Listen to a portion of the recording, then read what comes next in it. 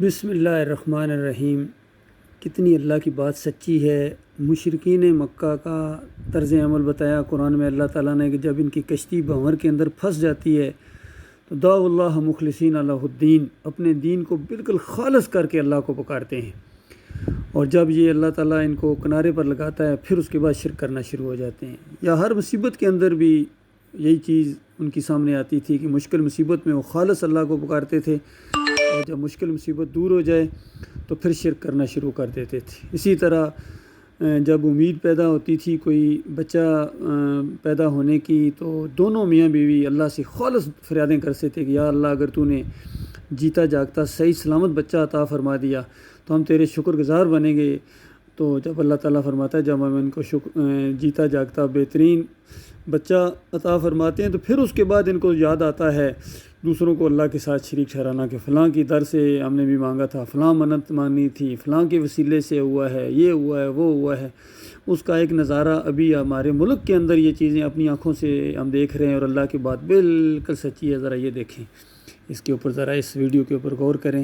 کہ کتنا خوفناک منظر ہے، اور اس وقت ان کی کیا حالت ہے۔ سارے بابے بھول گئے ان کو، کوئی بابا ان کو یاد نہیں آ رہا ہے، نہ کوئی دربار ان کو یاد آ رہا ہے، نہ علی رضی اللہ مدد کو پہنچنے، یا رسول اللہ مدد بھی نہیں پکار رہے ہیں، نہ یا بابا صاحب زبان مدد بھی نہیں پکار رہے ہیں، نکڑورے والی سرکار بھی بھول گئے، عبداللہ شاہ غازی بھی فارغ ہیں،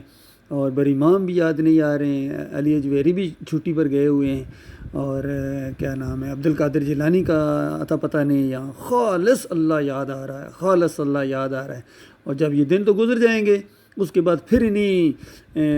پہاڑوں کے اوپر انہی وادیوں کے اندر یہ مزار بنائیں گے، چادریں چڑھائیں گے، عرس اور میلے کریں گے، ڈھول اور ڈمکے کے ساتھ وہاں گویا باباؤں کی شادیاں کریں گے۔ یہ منظر دیکھنے میں آتے ہیں۔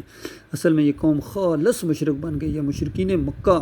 کی طرح یہ شرک کرتے ہیں، لہذا اس کو ایمان خالص کی دعوت کی ضرورت ہے۔ توحید کی دعوت جب تک نہیں دی جائے گی کوئی خیر نہیں آ سکتی۔ یہ ویڈیو دیکھیں ذرا آپ۔